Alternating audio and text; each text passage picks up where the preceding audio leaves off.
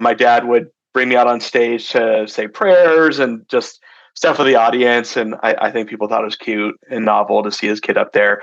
But I took the mic and started singing Give It Away by the Red Hot Chili Peppers.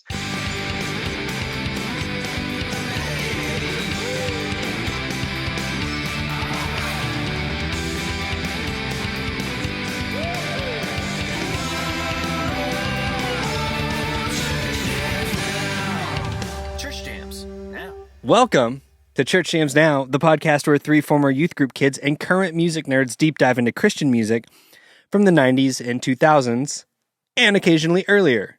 I, of course, am your co-host, Kylan Savage. With me, as most times, is Mr. TJ Smith. Hey, buddy. Hey, why don't you look into podcasting? Ooh, I enjoyed that. We also have beautiful producer Josh. Hey, guys. I'm just here because I heard there might be something new under the sun. Ooh, yeah. I don't have one. I don't have one this time, guys. And I'm not going to force it. Yeah, so I'm going to introduce our guest really quick because I want you to start talking. Yeah, I don't want you to feel like you have to just sit there in silence while we pontificate for an extended period of time. Guys, pontificate? Pontificate? Oh, yep. All right, guys, this has been Church Jams Now. Thank you so much. See you next time. Okay, we are joined by Mike Norman. Mike, how are you? Yeah. Hey, guys, I'm doing great. Happy to be here with you all, and I'm really excited for our conversation today. I am too. We are so excited. So, Mike, could you, for the listeners, tell us who you are and why we're having you on the show? Sure. Well, I'll tell them. You tell them who you are. I'll tell them why we're having you on the show. I think that's fair because you did set this up. So let's do that. Yeah, so my name's Mike Norman, and I'm just kind of your typical average guy. I have a 3-year-old daughter, and am married, and work a good full-time job working with refugees. So definitely love my life, and that's amazing. Yeah. So quick question. Yeah. Who's your dad? Yeah. So my dad is Larry Norman. I've heard of him. Yeah, I know. Norman, that's my last name. That's his last name. There's a linkage there. It tracks. It's not just a coincidence. Oh, okay. Right. It's all come together now for me. Josh had no idea until right now. All right. I see where we're going here. Oh, I get it. Yeah. So us here at Church Jams Now, obviously are huge Larry Norman fans. We're Larry Norman evangelists at this point. And still somewhat new. Shoot. You know what? Fans. I actually, remind me to do this later. Mike, do you think if I showed you something, do you think you could tell if it was your dad's autograph or not? Oh, yeah. Probably. Right. Oh, yeah. Okay. Because I found, I have a vinyl record of Only Visiting This Planet that I picked up at a thrift store for like $6. And it's signed on the front. And I don't know if it's really Larry's signature or not. So I should have brought it down. I forgot until right this second. It's all good. Yeah. So we thought it would be really fun to have you come on the show and talk, not only about your dad, but just about yourself and music. And you brought us a lot of really interesting notes that I think we might get into. But before we do that, I like to start every interview with an origin story. So most times I ask people, like, what kind of household did you grow up in? What kind of music did you listen to growing up? What was the first piece of music you bought? And I think those questions still apply to you. I'm very curious about how you kind of like got into music. What's your relationship with music? Yeah. Well, great question. So, I definitely grew up in a musical household. Of course, my dad had a long established career before I was born. But my mom was also a trained pianist, great singer. And I think what's really interesting is on my dad's side of the family, though I've never met them, there's quite a long history. There's clowns. There are So, Love that. one of his aunts was Naughty Nina, who had a cabaret show, which was very Wow. interesting to learn about. And then, I believe it was one of his grandparents was in Buster Keaton's troupe. Oh, wow. So Whoa. again, just kind of a long line of performers and just kind of artists in his family. That's very cool. Yeah, so definitely that. So we listened to a lot of music. My dad definitely was hip with the grunge scene, which is kind of my decade. So we listened, to a lot of Nirvana and different Seattle sound artists at the time. But, we made sure to listen to a lot of Beatles. We listened to classical music together. I think my dad was, very inspired and probably felt kind of like a colleague of singer-songwriters from the 70s. Yeah. So we listened to a lot of Jimmy Webb, Harry Nilsson, Randy Newman, which I know somebody on this podcast, Yes, I can't remember who, was a big fan. Randy Newman. Okay. Yeah. Okay. We like Yeah. Randy. So I definitely grew up listening to a lot of singer-songwriters that he had admired. Oh, cool. Nice. I love that. Yeah. That's rad.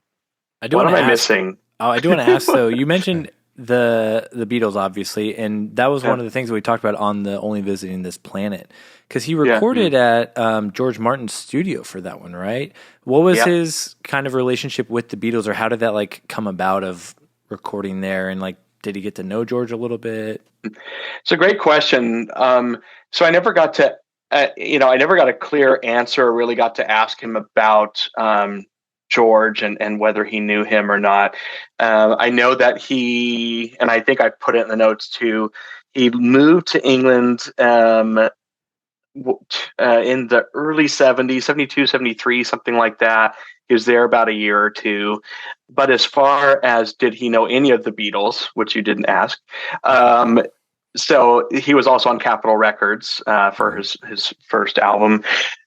So he met Paul McCartney before walking into like a general mixer event at Capitol Records, and my dad would always impersonate his voice and say, Paul said to him, "I like your music," and it blew him away. That is in his book as well that Greg Thornberry wrote, but I've heard him tell the story a million times on stage. So as far as I know, he got to meet Paul. Paul liked his music, and that's it. So as far as his Beatles What connection, else do you need? Yeah. Yeah, that's incredible. Yeah, that's so pretty cool. Yeah, I want to talk about your childhood a little bit more. Yeah, I know. What did I miss? I don't think no. I don't think you missed anything. I think you answered that question perfectly. But I do think we have a unique opportunity because sometimes we get to talk directly to artists, but I love this opportunity to get a different sort of vantage point, like a perspective from someone who knew an artist really well and had a unique relationship with them because they're a family member. So the childhood aspect is something that we could spend a little more time on than we normally do when we do interviews.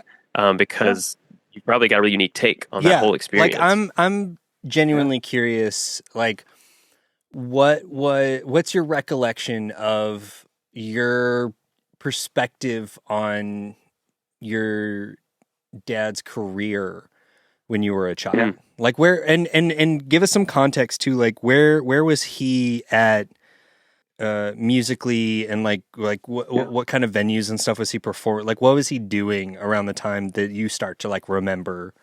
Absolutely. So I was born in 85. So as far as when I really start remember his music and being on tours with him and things would definitely be the early and mid 90s. That's where my memories start to pick up more. So as far as the U.S., he played a lot of pretty large churches and had a pretty consistent circuit throughout the year. But in the summers, so he was much more well received and kind of had a longer lasting career impression in the UK and Scandinavia. So the summer is when we did all the big Christian festivals. Always, Norway, Sweden, Finland. I think that's where UK. we talked to Brett from the W's talked said he about met meeting Larry Larry in Norway. Yeah. Yeah, right. Oh, yeah, I might have been there too. I do remember hanging out with OC Supertones. It was the Yeah, he was in Norway. Supertones. Yeah. Okay, so He was in I might have Supertones been at that there time. then. That's Yeah, funny. That is really funny. I love that. That's good. Brett wasn't lying. We can. Yeah, that's true. Well, thank you. Lying's not And good, so confirm. don't do it. But one thing that comes to mind is, so again, kid's perspective. It's just my dad. I don't know. We travel, we go to churches. He sings songs. He talks to the audience. I know all the songs by heart. And the way he presents is just so natural that it just doesn't really occur to me, oh, he's a performer. This is his business. I don't really even know how I felt about it in the younger years. But what really hit me was in '93, we went to Scandinavia, and the show was in Sweden. And it was at this kind of broken down castle. Just an ancient castle that had been turned into like an open air stage. Oh, that's cool. So part of the walls were up, but it was all open because most of it had been demolished. And again, just kind of thought my dad was just hanging out with people and singing at churches. But we go to the show, and there is well over 20,000 people. Wow. Wow. And I'm on stage, and I just see this endless ocean of people in the crowd. And that was in '93, so I would have been around 8-ish or so. And I just remember that was the light bulb moment of, oh, this is like a big deal. Like, people actually really care about this music. Yeah. Wow. Okay. Funny side story I have to share, even though you didn't ask for it, is that definitely got a little bit excited, a little rambunctious that night. My dad would bring me out on stage to say prayers and just stuff for the audience, and I think people thought it was cute and novel to see his kid up there. But I took the mic and started singing "Give It Away" by the Red Hot Chili Peppers. Oh my god! And upstaging your dad, acapella. Well, I don't think I upstaged him. I bet it was a terrible performance. I've never seen it again recorded. We had a good parenting moment, we'll call it, in the back. That's not really why you should be up there, Mike. Oh my god! That's so funny. But I had a very mature answer, which was, Dad, I think I need to stop being on stage with you because I want to be on stage with you now.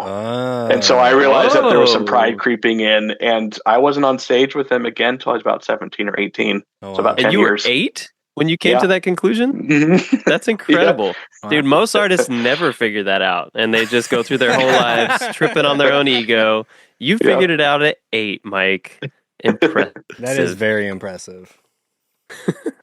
That's amazing. I love that. Ugh. I love imagining you answered it perfectly, because I was going to ask that as well. Like, just like what the moment was like where you like began to realize like, oh, this is a bigger deal than like maybe I thought of, like, oh, my dad's just playing at the club down the street kind of thing tonight. Yeah. Like, oh, we're going around the world doing this. There's lots of people here. Yeah. And then do you just kind of also get to, and you're experiencing this in the 90s. So then are you kind of like becoming more aware of like, oh, like since like the 70s he's been doing this, and like when did like it come about of like him being referred to as like kind of like the godfather of like Christian rock and all the other titles that he got? Like, what was that like? Yeah, same thing. I mean, so again, I think after that experience and as the years went on, I started to understand the different decades, the legacy, his roots in Southern California, how it impacted the Jesus music or Jesus movement. Yeah, I mean, that all just very like slowly formed and percolated over the years. I think what also helped solidify that for me was Dad DC Talk singing "I Wish We'd All Been Ready" at some of their live shows. And then there's a couple times where they brought him out when we were at a shared festival on stage to sing just whatever together. I think my dad sang. I'm so sorry, I'm blanking all of a sudden. You're good. Their big hit, Jesus Freak. Jesus Freak. Yeah, Jesus Freak. You know, so him singing along with that, and he did actually cover it on one of his later albums. But cool. I think that's when it kind of solidified, like, okay, there's a history here. He knows people know him, and you know, that made me more curious as the years went on. Yeah. So I think that transitions to, you know, we kind of got your perspective on your dad's career. Then I would like to just kind of jump into right now, like, what is your perspective on it now? Like, how do you like, what's your relationship with his legacy and his music now? Yeah. Because you had mentioned something briefly of, like, got you interested into, like, there was a moment that those started to click. So yeah, I'm curious how you feel about it now. Yeah, well, for me, so the trilogy's always just been very close to me. I still listen to those albums all the time, so that's always been very close to me. You know, from a critic's standpoint, an outside standpoint, a lot of people said he really lost it, you know, lost the touch, lost the talent in the 80s. And there's different theories on that, and it goes into it in Greg's book a bit. You know, whatever. There's a lot of different stories. Well, that's so interesting. That. But I feel like that happened, like that perspective happened with a lot of. I mean, look at Bruce Springsteen in the '90s, like right. But I feel like people felt that about Bob Dylan's 80s output. People like Columbia freaking dropped Johnny Cash in the 80s. Like, everyone kind of thought that these that people had kind of lost it. And then you go back and listen to some of that stuff, and you're like, holy cow, like, this is like way slept on. No, they're just still great. Yeah. Yeah, just different. Yeah, no, I agree with that. And for me, it's because I was born in the 80s that my fondest connection is with those albums. So it's with Home at Last and Stop This Flight and those records. And I mean, the songs were about our family. I love that. That's kind of like the ones where, the people are like, oh, this is where he fell off. And you're like, those are actually my favorite records. Like, that's cool. Yeah. Because they're more personal, right, Mike? Like, they're a little more connected to your life and your own experience. Well, because I think it was a big shift. I think the trilogy time was that he was young, he was outspoken, he was part of kind of the rebellion against, you know, the structure, the man, whatever you want to call it. And at that time in his life, it's just he's had a kid, he's happily married. He's just kind of reflected on where he is in that moment. And so a lot of fans don't necessarily want that. They want to hear him being critical and like some kind of social commentary. Right. But for me, like, I like both versions, but I really like that. Those are sweet albums to me. So. Very cool. Yeah, because I really appreciated some of your notes that you shared with us that really were extensive, but you got to share a little bit about how a lot of these songs were to you or had a familial connection on some level, and they're very touching because of that. I love that as somebody who writes songs, that I'm only now in my 30s learning how to write a song that's, even though I'm you know, I tend to be a hard on sleeve kind of songwriter, I have struggled for years to write an earnest song that is directed toward my family or like a loved one. That is very like overtly personal and not shrouded in metaphor or something. And so I really I respect so much that he wasn't afraid to do that, and I love hearing that spoke to you and that meant a lot to you, because I think it encourages a lot of writers out there to not shy away from that type of writing. Oh, well, thanks for sharing that. I really appreciate that. Yeah. Thank you for sharing the notes. Like, I mean, you mentioned about Somewhere Out There and Moses in the Wilderness being one from his childhood. Yeah. Like, it's just wild. Like, there's so much rich kind of backstory here that really colors and helps us appreciate his discography. Mm-hmm. Awesome. Yeah, man. I just love this. Mike, I hope you're having a good time. I'm having a good time. Yeah, I'm having a great time. yeah. Yeah. Okay, so I mean, we could go in a million different directions here. Yeah, there's a lot. The possibilities are endless, and I don't have a game, so I'm I at did want to of really kind of at least get a decent overview of the trilogy, because we've kind of talked around it. Mike, you got to share a little bit from your side of things that the trilogy means a lot to you. Obviously, that's our main access point and the main sort of understanding that we have of Larry at this point. And so, it does seem appropriate that now that we've covered all three, get to have the inside scoop from you and to unpack it a little more. It just feels like such a gift. So I feel like we'd be remiss to not do that. But I know there's just a ton of other stuff we could talk about. So we'll just have to have you back for Norman November if we don't get to anything. There we go. Fingers crossed. Yeah. So let's start with only visiting this planet. What do you have to say for yourself? Yeah. So for me, Upon This Rock is actually like my first album. I considered that even really being important before Only Visiting This Planet. But Only Visiting This Planet like just clarifies it cleans it up. So I mean, I'm always happy to start there as a reference point.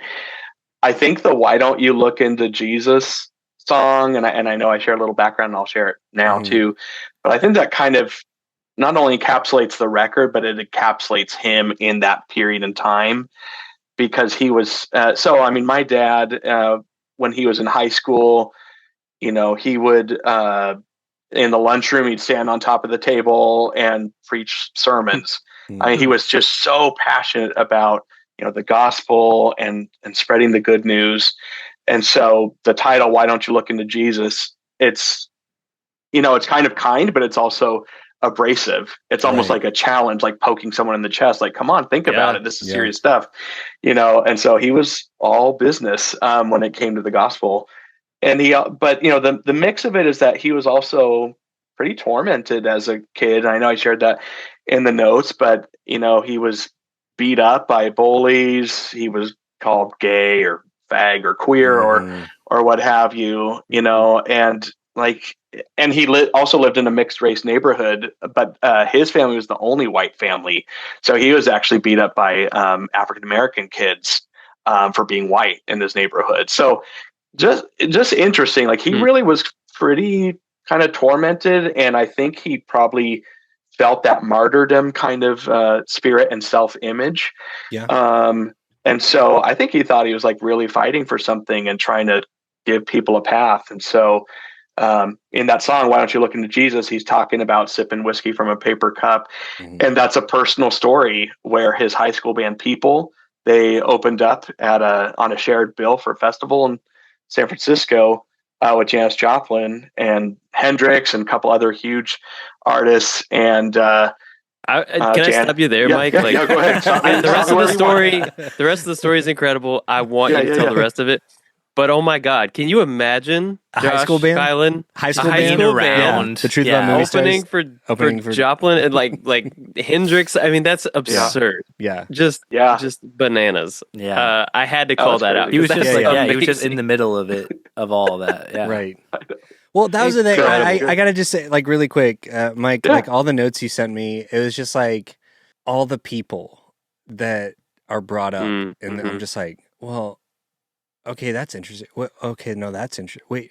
Wait, who? What?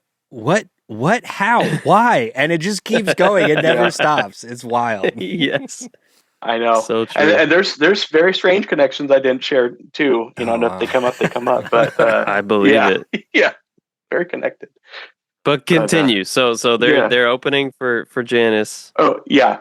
So they're on the bill with Janis, and she's watching the band set up, and she likes the drummer's drum set, and so she walks up to him to say, hey, like, this is a great drum set, and she just throws up all over the drum set, completely delays the setup, and it's just this big catastrophe.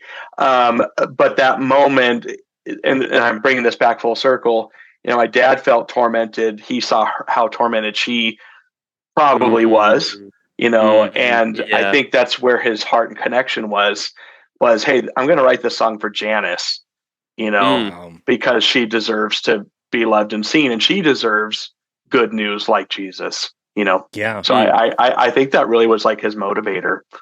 Wow. What a cool takeaway, and what an evolved response as well, instead of like writing just a song that like sort of mocks Janice her or something. Joblin's a drunk, like instead of doing right. on the drums. Criticizing the secular culture and lifting up the I think that's why I love Christian that song culture. So much. I mean, beyond just like, I love the production of that. That's just like one of the best album openers I think I've heard through our entire podcast. Yeah, it's true. Well, it's and so I think it also just speaks to like how Larry saw himself, and it's cool like that happened at such a young age where he's like still in high school.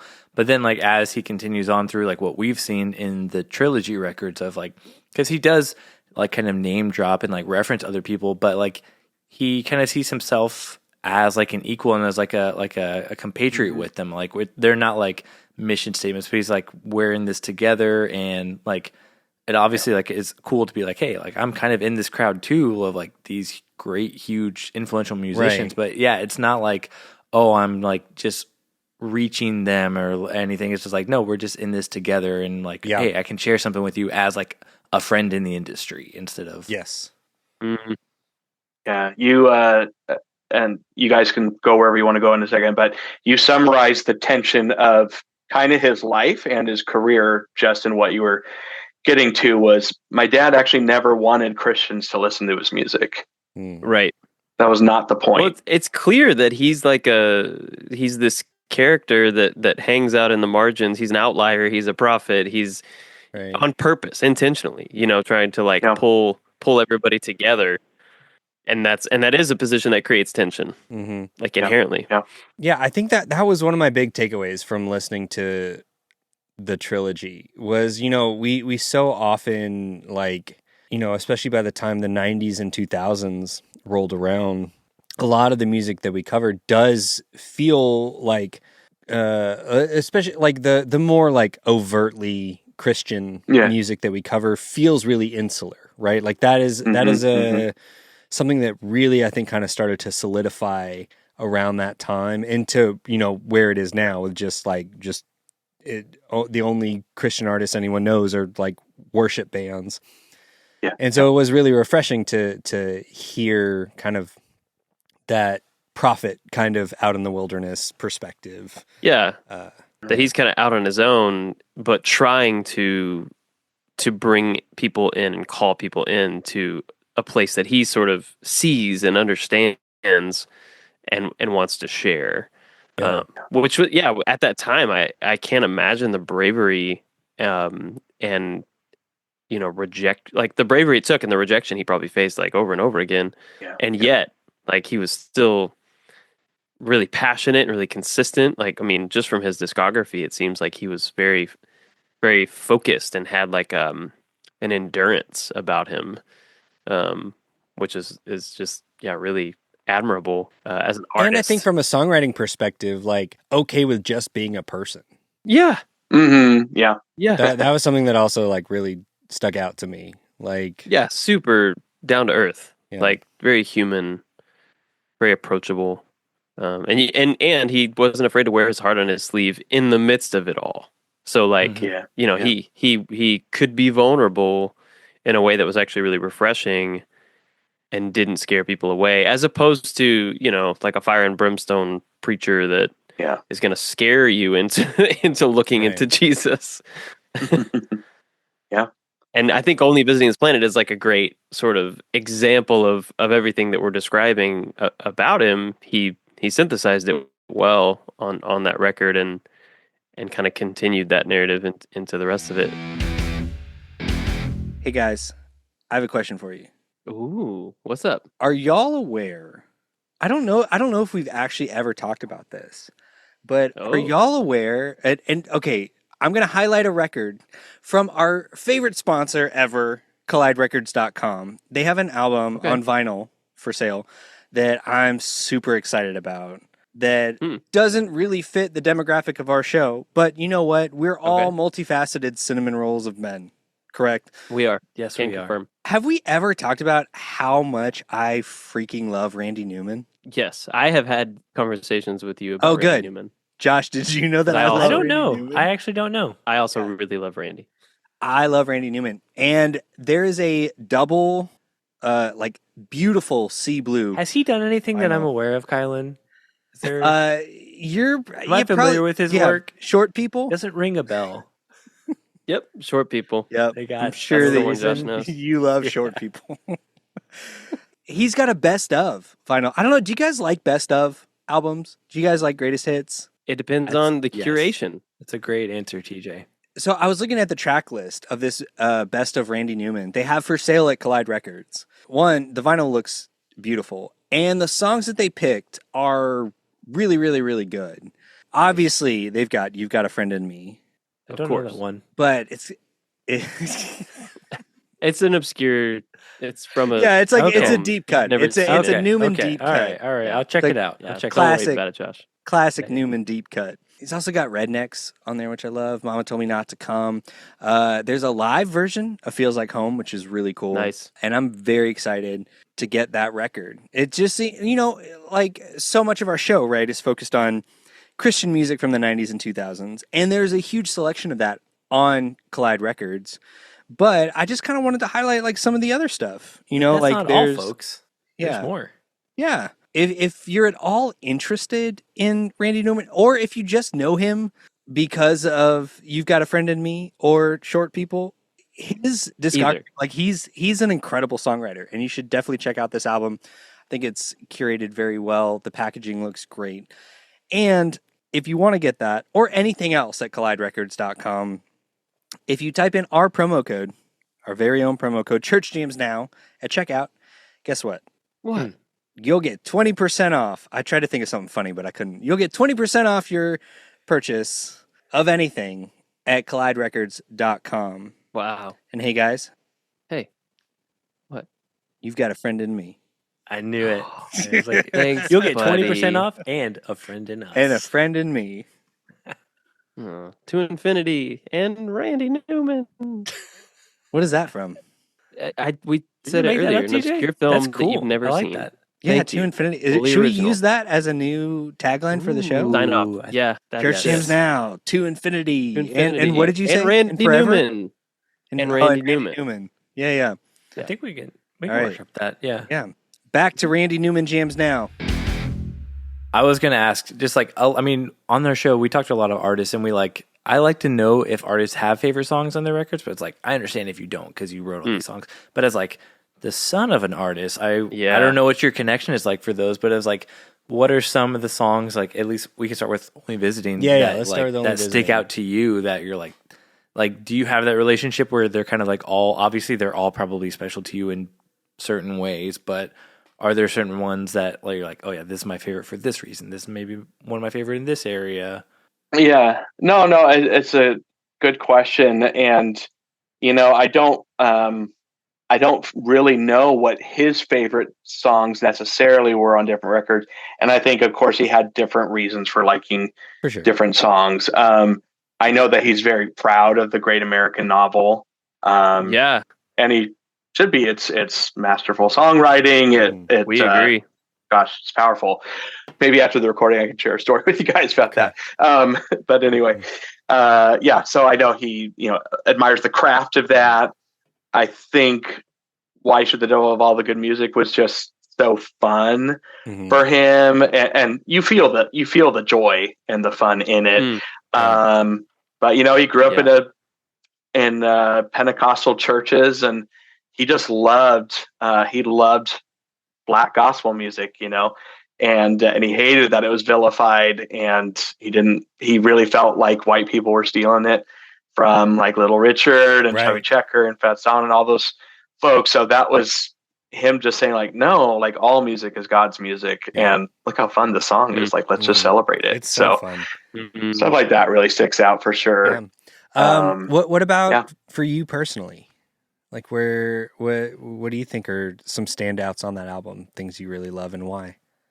Yeah. I mean, I really I love the creativity of the Outlaw, just the perspective of the figure, the subject. And yeah, Great American Novel really is just amazing to me. And again, I like how accessible it is and how you really don't have to have a faith basis to still really kind of ponder, appreciate justice and goodness and life, and the evils in the world. So those really stick out. I know that he's, today he would probably say that he's embarrassed about I Wish We'd All Been Ready. I think it was such a mark of the time and the other theologians around him. And again, that insular message of how the world's going to end. He definitely kind of like spoke less and less fondly of it the older he got. Yeah. I don't know how much he would stand behind. But that was one of those things that I do feel like culturally within Christianity, that was like a much bigger sort of part of the conversation. So, I mean, that makes sense. Yeah. And I will say, I think I mentioned this, maybe I didn't defend it as well on the original episode, but I mean, I think when you look at that song, you have a lot of cultural context that you're like, it's very much of the time, and like kind of all the rapture kind of scare tactics that we've like all heard growing up. But it's like, when you look at like just like the song and the lyrics, I'm like, it's pretty much straight up basically like kind of what Jesus said. So I feel like it's written from a pretty it's basically just paraphrasing what Jesus said, but it's because I think we have so much of this cultural context and baggage around it that it maybe gets a worse rap than it deserves. Feels more heavy-handed. Yeah. So I'll give him some credit there. I like that. I'm going to take that. I feel like the song could feel either one way or another, or anywhere in the middle of those two extremes on the spectrum. Yeah. So, I definitely feel like you can hear his heart being one that's like, again, like impassioned and desperate, not like, judgy and critical. Yeah.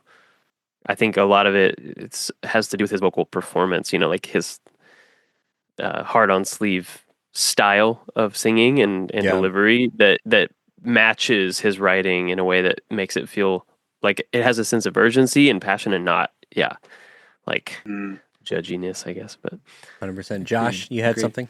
I do have a question. Yeah, and we can use this to talk about Only Visiting This Planet more or some of the other ones as well. But I'm curious because every time we talked about a record from the trilogy, the theme of like the label interfering with like his track list. I was going to bring that up. Yes, and I wanted to hear from you about what you knew or know about what happened on each of them, because it seemed like Only Visiting This Planet had maybe had like the least amount of interference, it seems like, but So Long Ago and In Another Land seemed like they had even more. I would just love to hear more about that. So, to be completely honest, I was dreading these types of questions because some people come to me because they want to know like the business. Right. They want to know those kind of details, and those are the things I'm the most fuzzy on. Yeah. But what I will say is, I think you are right that Only Visiting This Planet didn't have a lot of interference, and I think it's because, there's probably lots of reasons, but Upon This Rock is kind of like a proof of concept. Yeah. And then Only Visiting This Planet is, okay, you proved your concept, now go do it, and if you screw up, like, you're dead to us, but if you don't screw up, we'll talk again for another record. Support you. Yeah, right. Yeah, so I think that was the least interfered with record, probably out of that trilogy. And then because it was so effective, they got their fingers in there more for the other ones. Yeah, exactly. Right. Like, now let's make it perfect, because it wasn't already. You did a great job on the last one, but we'll take it. We got it from here. Take it from here. No, that was something like specifically on So Long Ago the Garden and In Another Land. That was just like, one of the big takeaways was once we found that that there were alternate track lists and stuff, that it's like just let them cook, man. Just let the artist do what the artist does. That's why it was successful. That's why you hired him in the first place, right? So I do. Okay, I know Mike, Go wherever. I could do this all night, but we also don't want to take up too much of your time. So, Sure. I want to move on briefly to So Long Ago, the Garden, and sort of your thoughts on that. Anything specifically that you want to talk about? Yeah. So that I would say that is my dad's favorite of the trilogy. Cool. I think it was just the most close to him. It seemed to be his biggest expression of kind of like his deeper inner self. So to him, that was a very important record. Yeah. Again, I didn't have a lot of notes on it, and I don't revisit it that often. When I do, I appreciate it as a whole package, but I don't see a lot of I don't really see a lot of standouts and a lot of individual tracks that come to mind, but I love the package of it. But yeah, She's a Dancer kind of goes back to my dad's childhood. It's about him, and he just thought it'd be a really artistic way to just share about that he loved dancing, and that he knows that basically he would be rejected for loving dancing and being a man at the same time. So I love that. Like, that's always going to impact me. I love that context. Yeah. That makes me, Yes. Me too. That inside scoop is really validating, because I remember when we covered this, I was like, I think he's kind of talking about himself, but I nice. Like the classic TJ thing is like, I just create this weird headcanon and then Josh and I are like, probably way off. No, that's so and then wrong. It turns out to be true, and we're like, oh, okay, he was right on. This time I was onto something, but I really loved it, because I think that's why I liked the song a little more than I remember maybe you guys liking it, is because I was like, oh, he's kind of like admitting like, okay, I have some femininity to me, and I'm like trying to be vulnerable here and like owning this, artistic practice that I really appreciate that isn't traditionally supposed to be a thing that boys do. So I thought that was pretty like, again, brave. Like there's so many moments where he's just being really bold and himself and unique, and that song stuck out to me, even though it was like you said, Mike, on this album there's maybe not standout tracks that are just like killer, but in context it is a nice like middle piece and a good offering in the trilogy, and has a lot of that vulnerability that he was so well known for.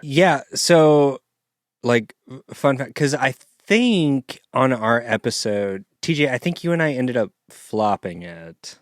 Based on our incredibly reductive binary rating system that we decided to create from the beginning.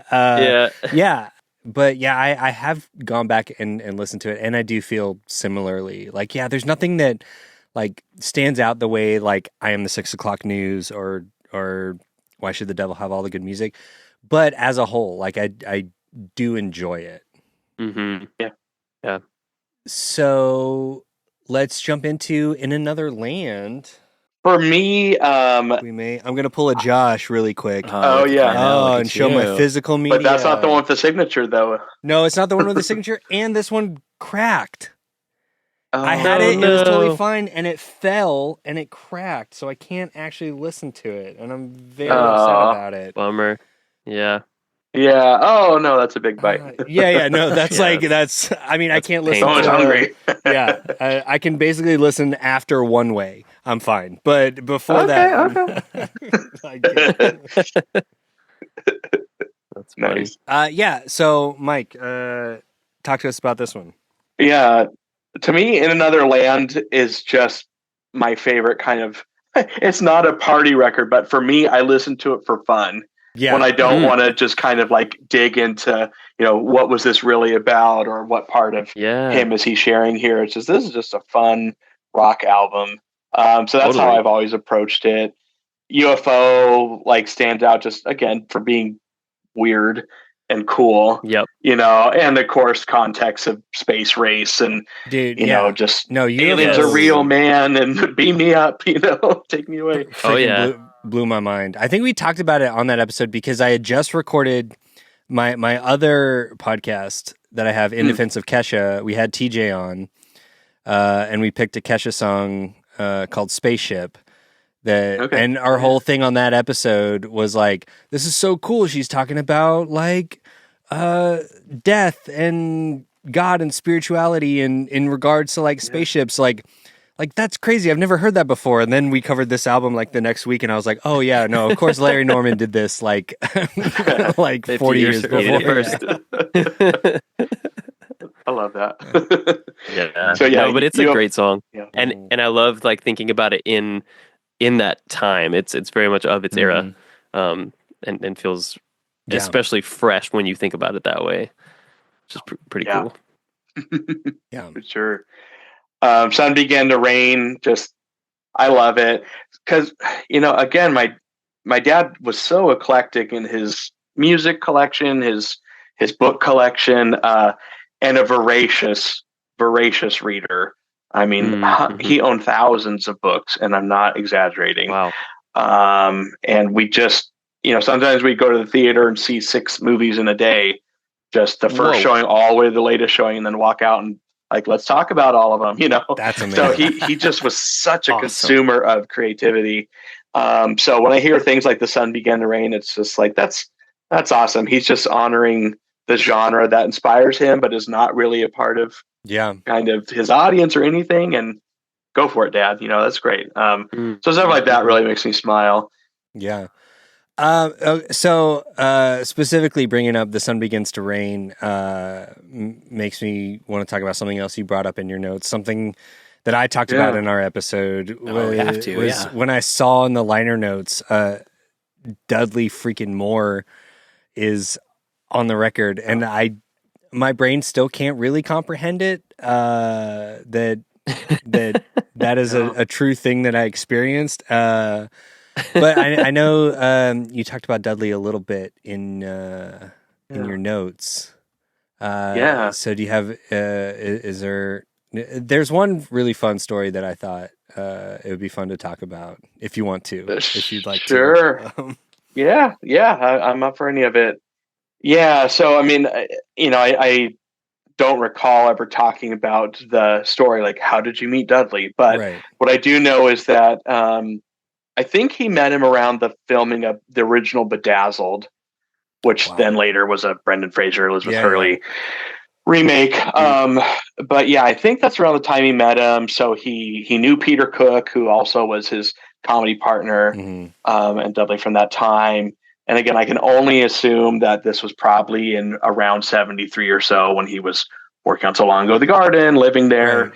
And my dad loved comedy and loved acting. So he did a little bit of acting in his career. If you want to see a terrible B-level horror movie, you could always watch The Son of Blob, which is the sequel to The Blob with... Dang it. It's only when someone's asking me that I can't remember. That's how it goes. Yeah, add it in the liner notes. This is the best thing you could have told Kylan. I mean, this is literally what I'm doing tonight. So, the second you said B-level horror movie. That's all his favorite things in one sentence. Guys, it was also directed by Larry Hagman. Yes, it was. I Dream of Jeannie, and oh my god, okay. Yeah. I'm so excited. Incredible. I'm so sorry. I'm trying so hard to not just take us off the rails. And Randy Stonehill's in it as well. So you get 2 CCM legends for the party. You're making Kylan's day right now, Mike. This is like I'm not I am fully serious right now. Look at me in my face. Look at my eyes. I'm telling you. This is the coolest thing I have ever found out because of this podcast. Oh, good. Watch it. It's fun. I mean, I've seen it a couple times. It's bad, but it's fun. Oh, wow. So, I'll have to have a watch party. Awesome. Yeah, watch party. Oh my god, watch party. Del Close is in it too. Del Close, the guy that started basically improv. This is amazing. Oh, God, incredible. wow. Okay. Wow. All right. I'm done. All right. Keep going. Steve McQueen. Steve McQueen was in the original Blob. Oh, yes. yeah. Remember. Mm-hmm. Yeah. Okay. Right. Anyway, yeah. So they hit it off because my dad was a funny guy and loved comedy as well, and they both loved music. Because Dudley is an incredible piano player, just amazing. And yeah, so from there, like, again, I don't know how they made the connection, figured out when to work on the song, all of those background details. But I'm not surprised, Right.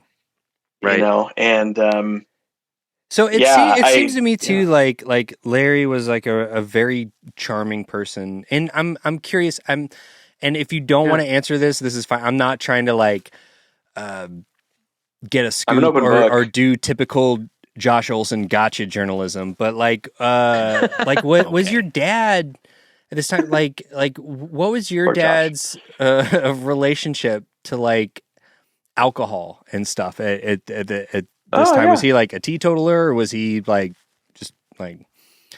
Oh gosh, no. I mean, one drink a year. I mean, nothing. No interest at it. So when he was in his 20s, there was a bit of a lower period for him.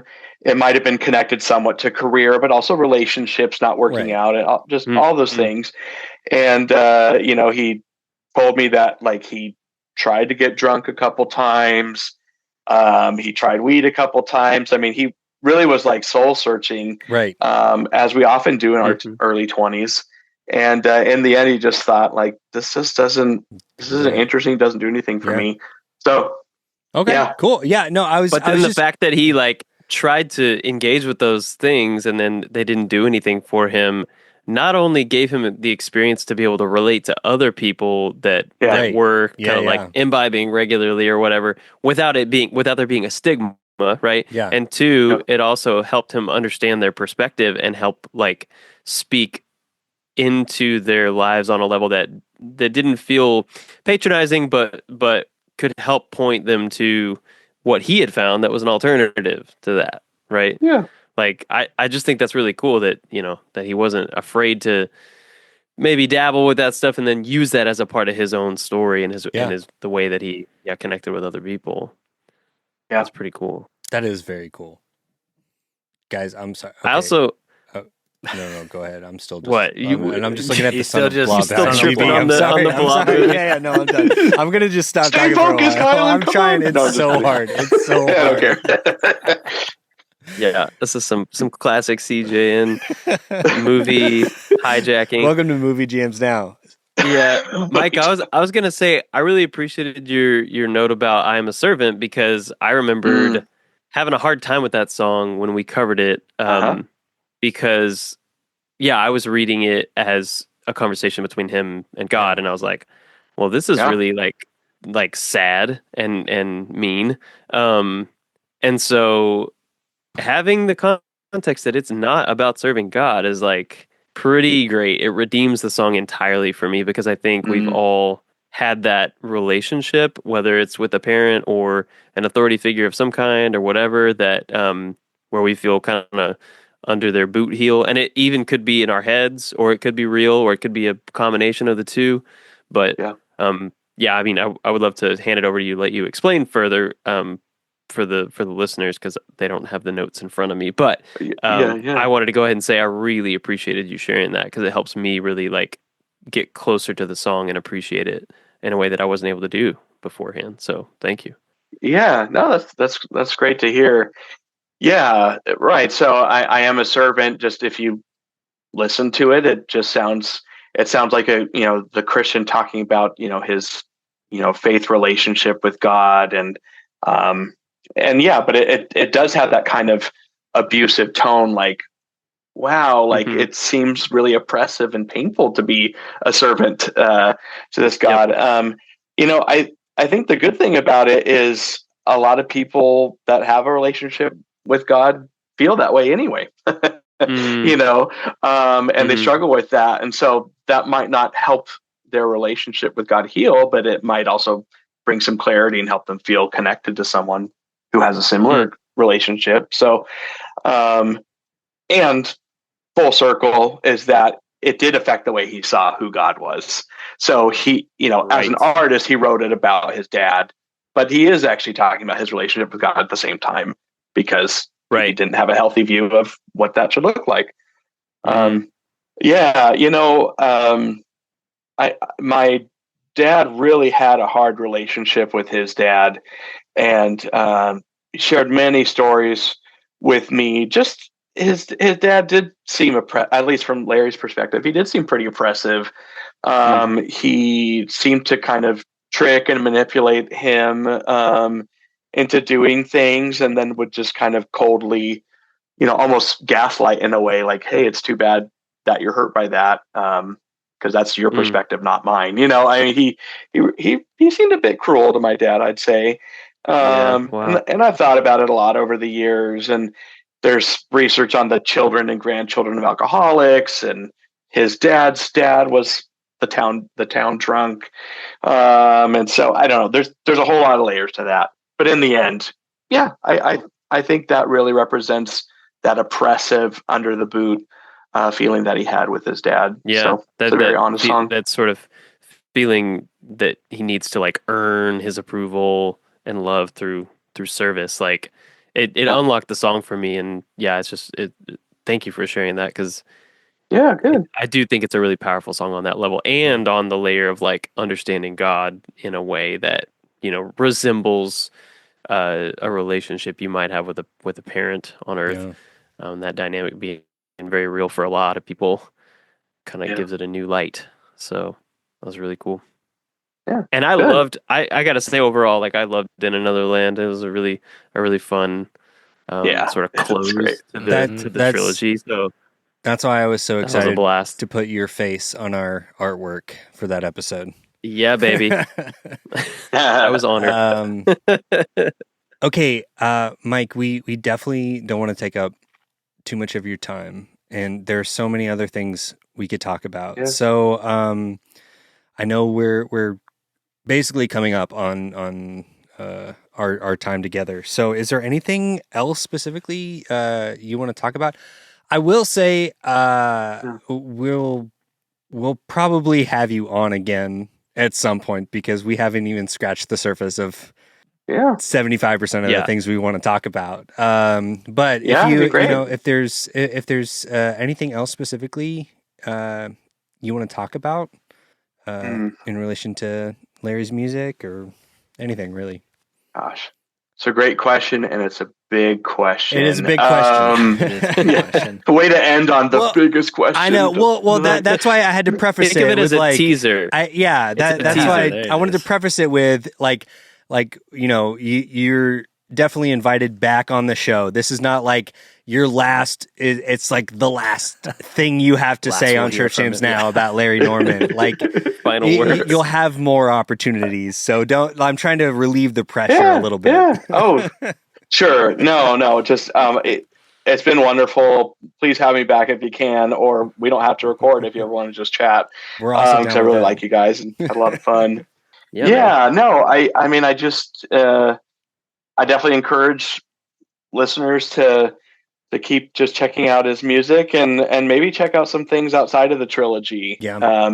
Take some risks. Go look at the 80s, the bad years. Check it out. Something might stick out to you. That was what I wanted to ask, because we've covered the trilogy. What would you, if we were to cover our next Larry Norman record, what would you recommend for us to do? Yeah. Oh, man. So for me, my favorite is always going to be Home at Last, because again, that's the family album. Right. Doesn't mean that should be the one you cover next.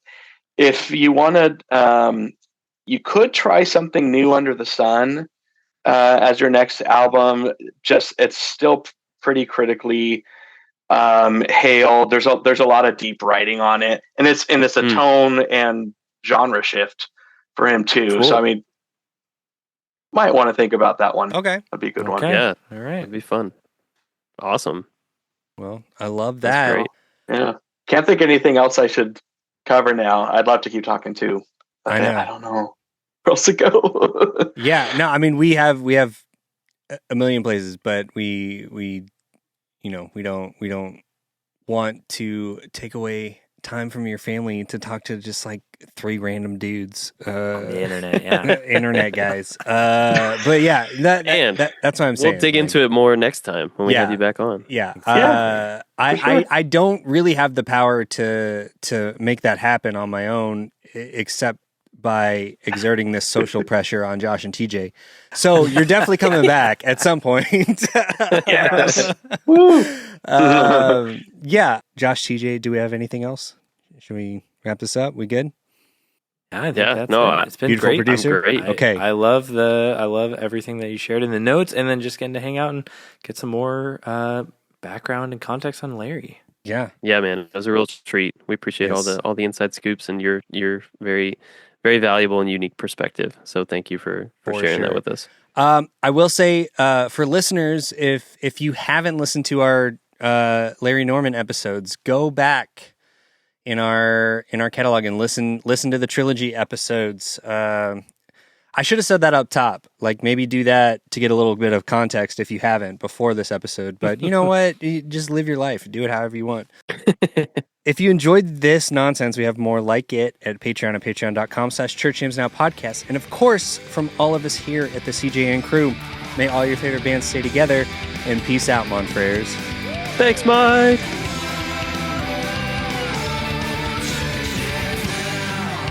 Church Jams. Okay. All right, Mike, one last thing. Okay. I don't know if this is going to show up. Maybe if we can connect, if you can't see it, maybe we can connect after and I can like send you a picture of it. Sure. If you can't tell, cuz I don't think it's going to show up on here. Yeah, is it in the black part? It's right here. Oh. I can kind of see it. A little bit closer. I think closer. I mean that's as close as I can get. I think it is. Okay. Yeah. Okay. Yeah. If you whatever, I can send it to the email correspondence we've had. I'll send a higher res photo. But if it is, this is one of the coolest thrift store. I didn't even find it at a record store. I found it at just like no, I found it at a used bookstore. That's even weirder. Cool. It really is. And if that's the case, it's like one of the coolest like record finds I've ever found. So oh gosh. Yeah. I better validate but this. Hey, it's fine. It's fine. If not, just the fact that I found a Larry Norman vinyl record in the wild is incredibly cool to me. So so send it, but I'm pretty sure it is. Okay. Hell yeah. Yeah, because it's got a lot of the same characteristics, and boy, I've seen a lot of his handwriting. So yeah, I'm thinking so.